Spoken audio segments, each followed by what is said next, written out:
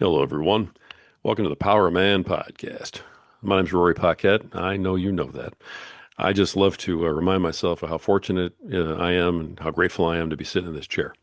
Folks, when we made the move to 5 days, you all stepped up like crazy. When we made the move to 7 days of content, I thought I was a little crazy. You folks came through. And you've been liking, subscribing, sharing, listening to our episodes, and making my life possible. I can't sit here and do what I do if you're not out there doing what you're doing. So thank you so much from the bottom of my heart. As we move forward, you all know what time it is. It's time to pay a couple of bills. So let's go ahead and take a sip of my preferred beverage real quick. Man, that is good stuff. And you all know what we're drinking. That's right. It's Freedom Hill Coffee. At Freedom Hill Coffee on Instagram. Look them up. Check them out. Deep, dark, rich, bold, and beautiful. Just like my wife. They brew a mean cup of joe. It's absolutely fantastic. And they do all the right things for all the right reasons, including supporting veterans. And you guys all know how important veterans are to us here at the Power Man Podcast. If you're a veteran out there, thank you for your service. We love you, and we're so glad that you found a home here with our podcast. You're welcome here, and we're glad you're part of us. Folks, go check them out. Freedom Hill Coffee at Freedom Hill Coffee on Instagram. Tell them Power of Man sent you. All right, let me get one more sip of this so I can keep up with this guy on the other side of the table from me. All right, our guest today. Let's see. First, he's a TEDx speaker. He's the successful author of the international bestseller Immediate Happiness. He's the founder of something called the Relationship Score, which I know we're all going to find out about here in just a little bit. And he is known as the Love Doctor. All right. So, folks, here we go. It's going to be an absolutely fantastic episode. Please welcome to the show Anil Gupta. Anil, how are you doing, brother? Hey Rory, thank you so much for inviting me. And we had a pre-conversation call, and what we agreed and promised is that you're going to get practical and powerful insights today that you can immediately implement to change your life, because the decisions you make today will change your destiny. I love that. I love that. So get ready, everybody. All right. If you're in a position where you can write something down, get that pen and paper ready. If you're driving, you can always hit rewind. Okay. Make sure that you hear this when it comes out. I'm going to give you some action steps today. So it's beautiful. And Neil, I appreciate you coming on and everything that we have to get into. Before we do that, just let everybody know a little bit about who you are, your story and how you got here today. Sure. I was born in Africa, Kenya. Stayed there 5 years, moved to London for 35 years. And now I live in a town called Celebration, built by Disney in Orlando. It's the happiest place on earth. I was suicidal in 2008, and it was the worst day of my life, worst time of my life, but it became the best because I started helping people. In the moment you serve others, and I know there's a lot of veterans here, thank you for your service. When you serve others, your problems disappear. You're focusing on other people, you disappear. So I started helping people. I started doing events 5, 10, 1500, 500, eventually 10,000 people. Wrote a bestseller book, developed some formulae, TEDx, Fox News, Sky TV, ABC, NBC, iHeart Radio, all of that stuff. Not to impress you, but to press upon you that if you start making better choices, if you start making better decisions, if you start showing up, if you be so amazing you cannot be ignored, your life will start to change. And the compounding effect of that is huge. I love that. Be so amazing that you can't be ignored. That's absolutely a fantastic way to live right there. Um, the You've definitely been all over the place, and you've definitely been out there talking about this. I'm not sure where you want to start with these things that I know you have called, happiness formula, happiness test, relationship score. Um, you're the founder of the relationship score, so this is your thing that you've created. Start wherever you need to in this story, but where did this come from? How does this work? Okay. So I'll actually start with something else. That's okay too. Oh my gosh, what did you do? He's got a broken arm or I something. yeah, I broke my wrist 2 days ago. And I was playing pickleball. I played 3.5 hours every day, used to. And I slipped and fell and broke my wrist. As soon as I saw it, I knew. Yeah, we know. Right. And I was upset for 10 seconds. Then I was so grateful. Do you know why, Rory?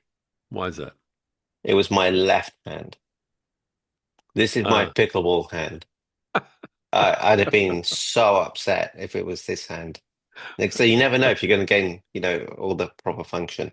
Right. So the secret to living is gratitude. Be grateful for what you have and don't focus on what you don't have. I was Gotcha. thinking, oh, okay, what else can I do? What else can I do? And I changed it. Hey, what else can I still do? Imagine what it's like if you couldn't do that. So be grateful for what you have. Don't focus on what you don't have. What other people have, uh, it's up to them. Gratitude. There is a formula for living a fulfilled life, and it's the three G's. Give, your time, your energy, your love, your commitment, your joy, your gift, your money. Give it away, not wanting anything back. In the moment you give authentically, all the pain and suffering disappears. That's what I started doing. I started helping people. The second G is be grateful for what you have. Don't focus on what you don't have. We've done that one. And the third G is you have to grow emotionally, physically, spiritually, mentally, and financially. Now, whenever you're feeling down or you're feeling, there's something not quite right in your life, look at those three G's. When one of them drops, it'll make you feel that way. Ask yourself, do I need to grow? Do I need to give? Do I need to be grateful? And you think, oh my gosh, I'm not grateful. Then start building that gratitude muscle. Oh my gosh, I haven't given for a while.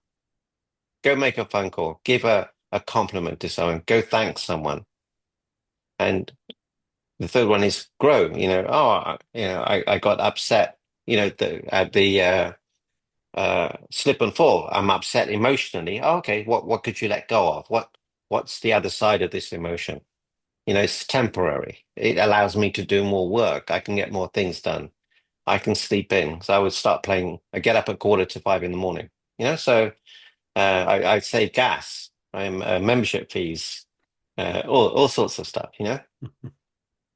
So that's a formula. And the relationship ratio is this. So Rory, I assume you're married.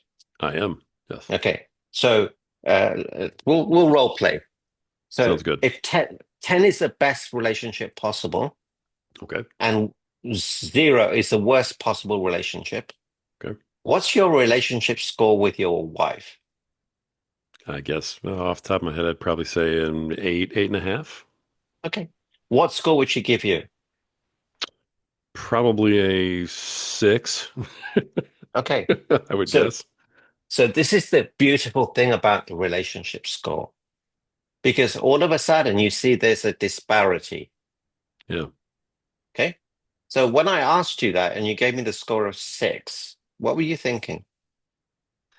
I was thinking about the last couple of arguments we've had where, maybe I didn't do something that I needed to do or, didn't take care of something, forgot something, that sort of thing. Got too Okay. busy, had to work late, those deals.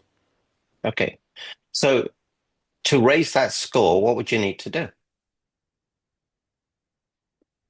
I suppose I need to be more focused on on her needs, on what she expects of me as opposed to what I expect of myself. Yeah, I think that's probably Yeah. right. So when I was suicidal, I went out to my wife and I said, honey, I've done something really bad. She said, what is it? I said, I've lost all the money. We're losing the house, the car, everything. And Rory, she looked up at me and she smiled. I said, did you hear? Did you not hear what I said? She said, I heard you. I said, why are you smiling? She said, honey, I thought it was something serious. I seen your behavior change. I thought you had cancer. I thought you were dying. I don't care about the money. And I never thought of asking her, what does she want? So Rory, ask her this one question today. Honey, what can I do to make you feel even more loved? Hmm. What else can I do? What else can I do? What else can I do? See, women want to feel safe. They want to feel understood. They want to be heard. And men, listen up, we are great at fixing stuff. They don't want to be fixed. Don't do it. Hmm. Yeah, they want to Interesting. feel All right. loved. They want, acts of kindness. So I would leave the toilet seat up. And she would complain about it. I thought, well, I'm the boss. I'm going to do what I like. But one day she said, every time you do that, I can't love you as much. And I thought, that's a bit strong, but she's right. It's true. In that Hmm. moment, she can't. Interesting. Okay, I can see what you're saying. Yeah. In that The moment. right. So the Yeah. relationship ratio you talk about is my opinion of those numbers that I just gave you. Well, see, you gave her a lower score, so you know that you've done something to not please her. Now, all you Right. have to do is fix that, I see. and that will raise the score because it brings awareness. See, awareness gives you clarity, clarity gives you focus, focus gives you action, action gives you results, results gives you momentum, momentum gives you everything. Now, for all the listeners, do the same for your spouses, do the same for your kids and your parents. So I know a lot of you have issues with your parents, especially your dads. What do you have to give up? Who do you need to forgive? Hmm. Well, It's that big. right. That seems like it's almost going into a different area. How do you do a relation? You're talking about doing the same relationship score like I just did with my wife, but doing that with your father. Yeah. And your mother, your spouses, your children, your siblings, and your employees. If you've got an employee that you give a 1 out of 10, why is he your employee? Maybe you have to make a decision. Hmm. It takes away the emotion. Interesting. Okay. So at the base of all of this that you're talking about, I have to want to improve that relationship. You don't have to. You can say, well, my relationship with my brother is a 1 out of 10. I'm happy with that. Ah, okay. You don't have to, but it I just see. gives you that awareness. And then you say, you know what?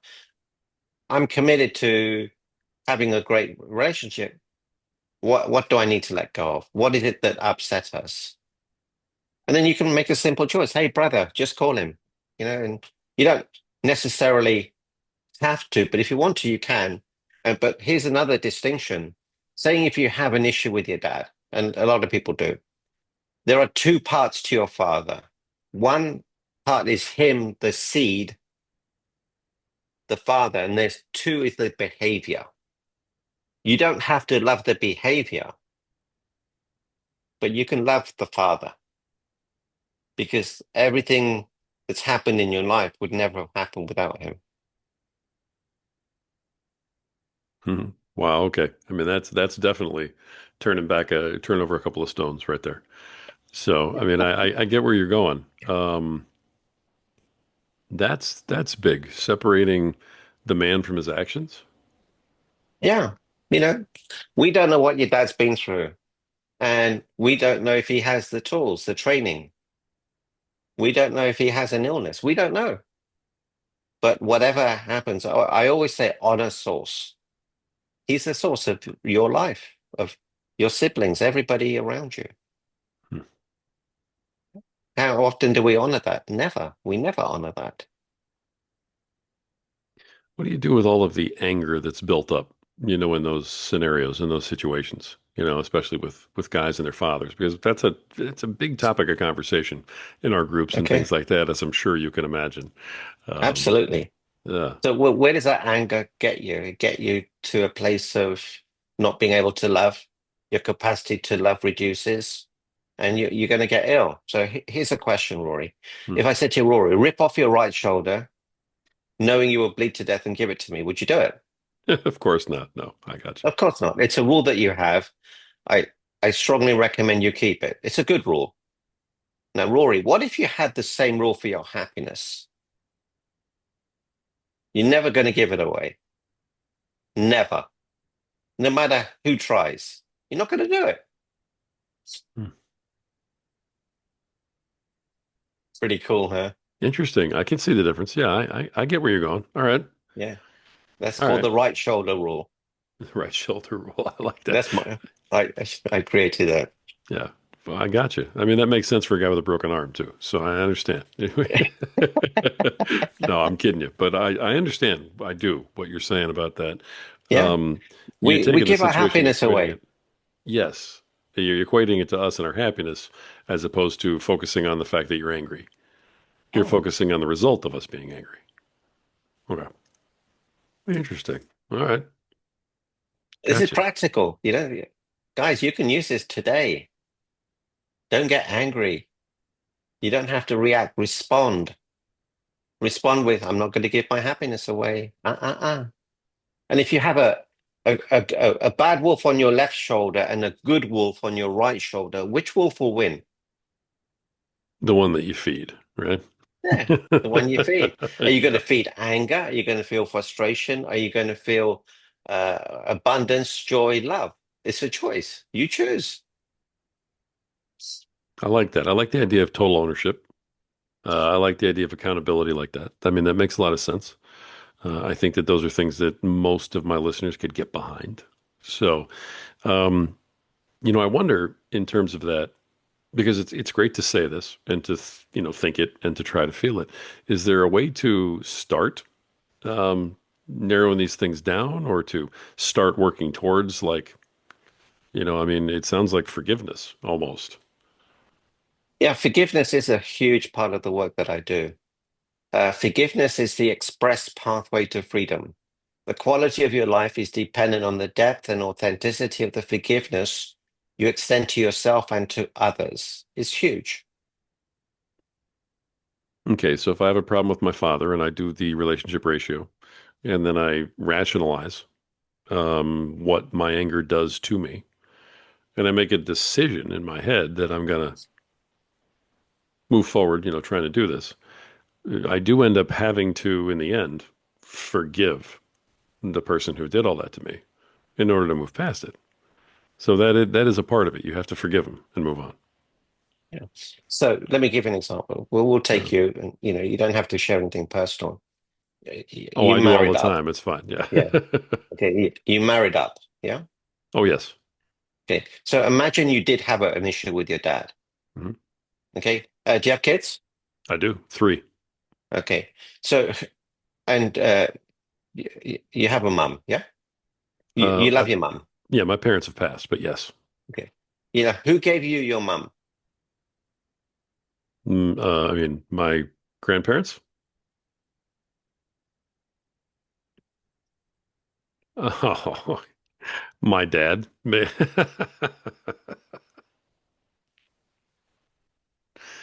All right.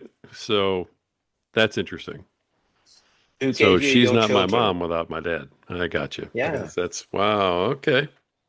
And who gave you your wife?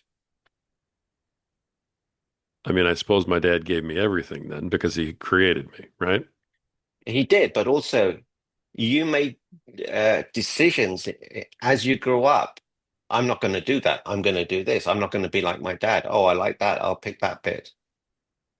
So you became this human being based on your father's behavior and how he showed up and his teachings. If he was any different, you may never have met her. She may not never have fallen in love with you. I assume she fell in love with you and she didn't marry you for your money. I'm pretty sure not. The empirical evidence would suggest otherwise. Right. Yeah. So, Uh, uh, so yeah, I think really don't know why and she married me. Well, that's yeah, their whole episode, brother. right. I'll tell you why. She saw something in you that you may not have seen in yourself. She saw a greatness in you, a purity. That's what they do. And who gave you your children? I want to say my wife. It's your dad. Because without you, there's no children. Without her, there's no children. Without your mum, there's no children. Without your dad, no, there's none of that. Who gave you your grandchildren? Are we back to my dad? Yeah. He's the source. And of course, your mum too. Okay. Okay. All right. I mean, that's an awful lot of credit to give to a guy who doesn't deserve any of it. I'm sure a lot of guys are going to feel that way, It but I doesn't do, matter. I do get It where you're doesn't going. matter. Yeah. You see, we don't know what they've been through. They may have been abused. They might have been beaten up. They might have mental illness. They might have had social pressures, financial pressures. all sorts of things that they had to handle. They may have been bullied at school, ridiculed. We don't know. In those days, they kept quiet. They never shared. But at the end of the day, there's him and there's his behavior.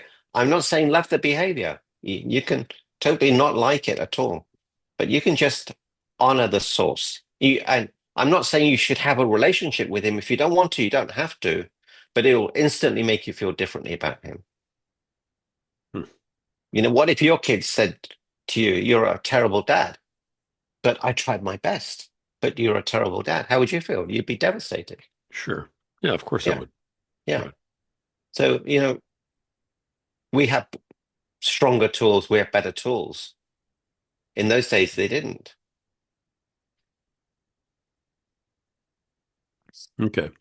So I got you. I got you. So it's about being grateful for what I have.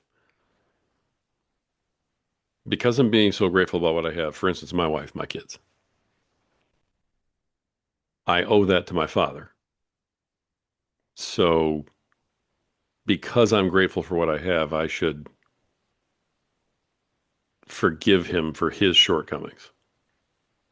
That's kind of the If you thinking want here. to. Is that Yeah, where we and are? if you forgive him, guess who wins? Me. Yeah. Right. And if you forgive him, what lesson are you teaching your kids? To be grateful and forgive. Yeah. And if Yeah, you upset your kids later on in life, and you will, I'm I sure. do, Yeah. I do all the time. At Right. least they know he's my dad. Interesting. Your capacity to love and be loved increases. So by you forgiving, your wife gets more love, the kids get more love, you get more energy. It'll add more years to your life and more life to your years. Hmm. It's All right. huge. It is. And I can appreciate the way you're doing the workaround. You know, the way it's connecting, the dots that are being connected, the way you're doing them. This is something that you created on your own? It is. It's after years of doing seminars and when you're on stage and you're doing an intervention, you've got to be very present. You're always thinking, how can I help this individual overcome the obstacles that they're facing? So you get quite creative. So you've done stuff like this where you and I are just doing a real quick role play and it's on a podcast, right? You've done this live on a stage with just some member of the audience that you didn't know what you were getting into. Yeah, we just randomly pick them up. Hey, I ask anyone who doesn't feel worthy, who's got an issue with their dad, who's got an issue with their mum, who's got an issue with their kid. I Oh bring yeah. them on and I do boom, boom, boom, boom. I can do 50 in a row. No joke. Yeah. Okay. I mean, it would seem like that might trigger some folks who have some really deep-rooted issues, about their parents and stuff, but Well, you've got to handle it professionally. And I yeah. actually, since you said there's a lot of veterans, I'm happy to get on a call with the vets, a Zoom call, and I'll help all of them. Happy to do boom, boom, boom, boom, boom. Because I've done a lot of work with veterans. We've got an organization that goes out and rescues trafficked women and kids. Um, they're using vets to do that because they're fully trained and they've rescued thousands of people, thousands, and so grateful for that. You protect us, Hmm. you know. It's huge. I'm so grateful to you. Yeah. I appreciate that. I know they certainly do, the ones who are listening. And we do have a lot of them here. Um, it's funny that you bring up the veterans too, because that's whenever somebody brings up veterans, they want to talk about PTSD, and that type of thing. But the conversation we're having right now is actually, as far as I've been able to see, much more important with a lot of veterans because most of the veterans that I work with had father issues, had parent issues, had broken homes, had rough upbringings, and it was almost the catalyst for them being drawn to the armed services in the first place. And so I think then once they hit the armed services, everybody goes, "Oh, well, it's just because you were in the armed services and now you have PTSD and now we're going to put you in a box." And so nobody ever really gets to the issues that these, men are really Yeah, dealing with, which really goes all the way back to their fathers most of the time, yeah, like yeah. this. So yeah, it's really important, this conversation you and I are having for veterans. So yeah, is that something that you've found in working with veterans when you've talked to them, that it's more of a father issue? Well, they have that. The other problem is that they are serving us. Then they come home and they are not respected. Ah, They don't feel worthy. They're for sure. spoken down to, and then their spouses leave them, and they think, what am I doing all this for? There's no structure. There's no reverence, and they need tools to handle those situations. Right. So there's a combination of things, and also who you keep company with. Be careful who you spend time with. You know, golden rule bringing up my kids, we always checked who they spent time with. If there were some people that we didn't feel comfortable with, say, hey, you're not hanging out with that person. There's some resistance from the kids, but we don't care. Who you spend time with is who you become. Right. In the military, you have very high standards, but when you leave the military, there are no standards. For sure. I know that's a big Yeah, thing in terms of assimilation that, guys have to deal with. yeah. Is this what you talk about in your book? This type of thing? Um, Describing it, role playing it, action steps, I that type of thing? there's it's a manual on human behavior. Okay. This book is 13 years old, so my next book is called The Heart Map of Love, where I go into more details. I've got the relationship score, the relationship ratio, the happiness formula, and a few other things. So this will be the most up to date. But Interesting. the interventions I've been doing in seminars for many, many years, and it's a beautiful thing.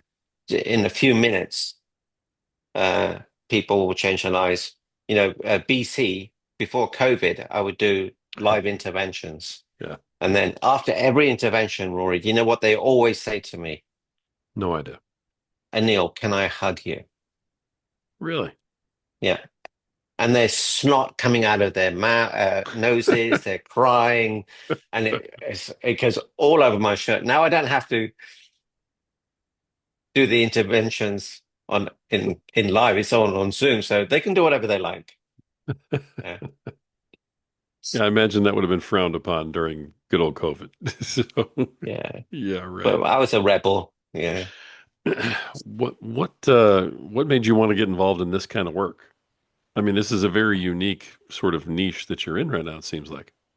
So it just happened. I was a optometrist, so I used to examine people's eyes, and at the end of the exam, people, hey, doc, I've got this problem. What do you think? Just because we were just chit-chatting, I said try X, and they would come back and say, hey, I tried X, and it was amazing. And I said, of course it was. It's obvious, but I later learned it was obvious to me, but not to them. And I thought, hang on a minute. That's interesting. And then my wife said, Anil, you should do events. People want to listen to you. So I started doing them. So again, it's be so amazing you cannot be ignored. Just get out of your own way and do the things that you love to do. And then all of a sudden, amazing things happen. That's interesting. So you went from helping people see to helping people see things differently. Yeah, see more clearly. See There more used to be clearly. there used to be a name of a practice I worked on. See more clearly. SCYMOUR clearly. Nice. Okay, excellent. Um, wow. I mean, but so you're an optometrist, but then you go and you start speaking. Were you speaking on this topic, or did you start speaking on a different topic and it turned into this when you developed all these systems? Well, I started doing seminars, so I would do, the different topics, and then it develops and it developed. I did the TEDx on the happiness formula, so it's continuous growth and learning and downloads. Hmm, interesting. All right. So you have another book that's in the works that you Yep, you just it's mentioned. uh, end of September is a plan. It's a heart map of love, and it's all practical. There are tools, methodologies, systems, programs. with immediate effect, very practical. One of the things I talk about is what's the greatest gift you can give your kids? And people say it's love or time. It's not. The greatest gift you can give your kids is this: give them the ability to handle life by throwing adversity at them that they can reasonably handle. Nowadays, so many parents are having issues with their kids. Their kids are entitled and enabled Mhm. because they've just wanted to do everything for them. They're trying to buy love, but it's fatal. There's so many problems. Now, I saw that you mentioned in your bio, I saw you said something about the biggest parenting mistake. Is that the biggest parenting mistake, trying to buy love of your kids, or is it something different? The biggest parenting mistake is having kids. Okay. You realize you're gonna have to explain that because you can't just drop that and leave that here with my Well, audience. if you didn't have kids, you'd have no parenting mistakes. The biggest mistake people make in marriages is getting married. If you didn't get married, there'd be no divorce rate. So, but the biggest parenting mistake is this: the parents expect the child to come into the adult world. We have to go into their world, experience what they're experiencing, see what they're seeing, feeling what they're feeling, knowing what their favorite music is, their favorite band, their favorite sports, their favorite friends. But we often say to our kids, when I was 12, I had three jobs, a paper round, and look at you, you're a lazy so and so. But we can't do that. Hmm, We have to get into their world and sit with them, not against them. interesting. Okay. I mean, obviously, a lot of guys are hearing this right now and they're thinking, hey, that is me. When I was 12, I was doing the paper route. I was paying bills, Yeah, right? yeah. So it's not a parenting strategy. It just is who I am. A lot of guys are going to look at that and they're going to say, okay, so how do I get into my kids' world? And why do I do that when my job as a father is to bring them into the parents' world? Well, that's not the job. You see, the job is to throw adversity at them that they can reasonably handle, so that Okay. they do grow. Now, ask yourself: are people happy in the adult world? No, No. no. We do Right. things to please other people. We care what other people think of us. So just sit next to your child and ask your child this question: Hey, son, what do you love to do? What are you really great at? What's your gift? What's the greatness inside of you? Parents ask that. Hmm. What's the one question people ask when they pick up their kids? Were you good today? I guess. Yeah, well, how was your day? How was your day? Sure. Okay. Yeah. That is an interrogation. Your poor kid, he's had a hard day, and the first thing he's got to do is tell you what he did. What I recommend my clients do is wind down the windows, put on his favorite music, crank it up, pick him up. Don't say a word. What do you think his friends are going to say about you? Your I, dad's cool. yeah, Your that mum's he's cool. cool. Good things, right? Yeah. And then you do this when you pick him up. Just chill. Let him enjoy everybody looking at him and say, "Hey, son, what would you like to do right now? What's the greatest joy that you could get right now? You name it." And if he says ice cream, yeah, let's do it. That's a bond. That's getting into his world. Hmm. Interesting. Now, are you talking about doing this periodically? You talking about this is how life should be? I mean, at what point do the kids learn lessons? How does that work? Well, you teach them lessons. As you're having ice cream, son, what do you notice? Do you notice, there's a man sleeping homeless? Do you think that's a choice? Do you think that's a positive choice? What choices could he make? And so you talk about life circumstances by observation, by awareness. What would you do? Say, for example, your son was naughty, did something bad. Ask him, son, what's the punishment that you would give if you were me? And he'll say, oh, or no electronics for 2 days. And I would say, son, I love you too much. I know what they mean to you.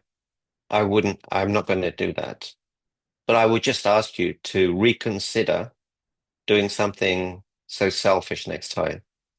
Would you take that on? Hmm.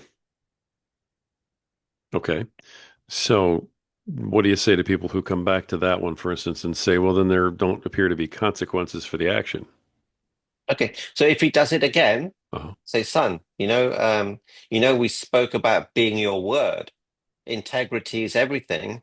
And Okay. you said last time that you wouldn't do it, but now you seem to have done it. Um, there's a reason you've been doing it. And I think I know what it is. What do you think it is, son? And if he doesn't say, I think it's because of the company that you're keeping. Okay. If you hang around drug dealers, son, you're going to be a drug dealer one day. So, I would look at some of your friends and ask them, are they showing up for you or are they showing up for themselves? And there are Interesting. three things. Any friendship you have, they must have these three criteria. One, they must have integrity. Two, they must be loving people. Three, they must be healthy, emotionally, physically, spiritually, mentally. Always filter your friendships through those three filters, even for spouses. Okay. I mean, that seems like it works, especially for your spouse. Yeah, If you haven't checked those three boxes, you probably shouldn't have got married. absolutely. But people don't. People don't do their due diligence on a relationship until much later in the relationship, or if ever. Right. So this is what I'm saying about building that awareness and sitting with the child, explaining to him on an ongoing basis, but rather than push it upon him, guide him, nurture him, let him come up with solutions, let him come up with ideas, let him be aware, increase his awareness. Okay. Interesting. Interesting way to look at parenting. The purpose of, these alternative, ways of parenting is to get to where the kid is. We're going back to that point, right? You need to get down to where the kid is as opposed to trying to bring him into adulthood. Yeah. So you want to get on the same vibrational energy as him and then understand what he's going through. And then you can communicate with him in a way that he can understand. He can feel honored. He can feel respected. He can feel safe. There we go. Okay. That's kind of what I was getting at. I mean, I knew there was a purpose. So you're trying to get on the same vibrational, energy level with the kid so that you can understand them a little better, so that you can be more effective in your parenting. Yeah. And also you can enjoy the process rather than be upset with your kid. So for example, my son would leave his clothes, contact lenses lying everywhere. His room's a mess. And I would get upset with him. Then Rory, I was watching a movie. In the movie, the child died. And I thought, what if that was my son? Would I complain about the clothes on the floor, the dirt? And I thought, no, I wouldn't. Right. Now I reframed it. Every time I see it, I think, thank God he's living with me. Hmm. So again, Yeah. it's the same with the father, same circumstance, but a different way of looking at it. Right. Okay. All right. Interesting. I can see where you're coming from on that. And that makes sense. And you keep coming back to being grateful, and Yeah. being grateful for what you have and letting that kind of color how you look at the things you don't. So that makes sense. Mm. Yeah, Makes it's sense. huge, huge. Oh, all I right. think Interesting. we probably need to do another podcast. There's a lot more we can do. I'm not sure how I'm going to get through another podcast, all this role play and stuff. We'll So bring some people on. We'll pick on them. yeah, we may need to bring a volunteer subject up here so that he can be in the hot seat because right now Uh, I'm already looking at my own life going, I mean, Anil's making but a lot of sense, but that's a good thing. but At least you're man, looking at it. People don't look at it. They yeah. just they die at 25 and they get buried at 75. Well, that's an incredibly morbid way to look at it, but I get that too. Yeah, I They understand what you mean. honestly they lead lives of mediocrity. Yeah, I mean that's another whole podcast episode too, for sure. Yeah, Absolutely. yeah. So, all right. So actionable steps for these guys then is obviously using the relationship ratio between yourself and whoever else it is that you're having the issue with, right? Yep. From there, can you like break it down just in a couple of quick bullet points so that they can take this exercise home with them, try it with their wives, that type of thing? Yeah. So ask yourself, what are you committed to? Are you committed to having a great relationship with your wife? Are you committed to having a great relationship with your parents? Are you committed to having a great relationship with your kids? And if you are saying inside of that commitment, what do I need to do to make that happen? You know, sometimes you have to let go of the ego. You have to let go of being right, the stories you put around it, the rules that you have, the expectations that you have. So ask yourself, what's my commitment? My commitment is to be the best dad. In order to be the best dad, what do I need to let go of? What could I change? How could I change? And then ask your children, hey, what's one behavior you would like me to change to make me a better father? How many parents Wow. ask that? Nobody that I know. I mean, it feels like you'd be opening up Pandora's box by asking that Yeah. question. But you'd be amazed. Say, Dad, I wish you would trust me. What do you mean, son? Well, Dad, you don't trust me. I don't feel that you trust me. You're always on top of me. Hmm. That's interesting. And again, this takes a lot of guts for parents to go out there and say things like that, It because doesn't then take guts. they have to deal It with the does. repercussions, whatever comes out of the mouth, then you got to deal with it, right? Well, it gives you data, Hmm. and then it's up to you whether you use the data or not. One day, my son said to me, "Dad, you lie to me," and I thought, "Son, I have a very high level of integrity. You know, tell me." And he said, "Dad, you said you were going to play with me in 30 minutes. You took over an hour." And I thought, you know what? He's right. And I could say, "Don't you know who I am? Don't you know I'm changing lives?" I said, "Son, you're absolutely right. Please forgive me. Let's play." But then I made a decision. I'm more careful what I say to keep inside of my word. So it doesn't have to be a big thing, but it's maturing and growing. And it's not just your kids, it's your kids' kids and their kids' kids, your wife, your siblings, the relationships, your business, who you interact with. It's all compounded. Hmm. The way that this impacts business sounds like it could be another entire session also, because there's only a certain level of personal that you can get with, business. So, I mean, at some point, the relationship ratio, for instance, with me and someone who works for me, um, seems like that needs to be based on a performance employee-employer relationship as opposed to a Well, personal one. it's personal as well. How does, he could have great performance, but he's annoying everybody in the office, or he's, upsetting people or whatever. So you do an overall score. Then you have that conversation. Hey, John, your performance is great, but sometimes I would love for you to manage your emotions. Oh, okay. That way, you're not being emotional about it. You're just having that conversation. You acknowledge them. Then you say, hey, there is one thing I would like to bring to your attention. I hope you don't mind. You know, is it okay I bring that up? Ask permission. Then he's not going to get upset because he's already asked permission.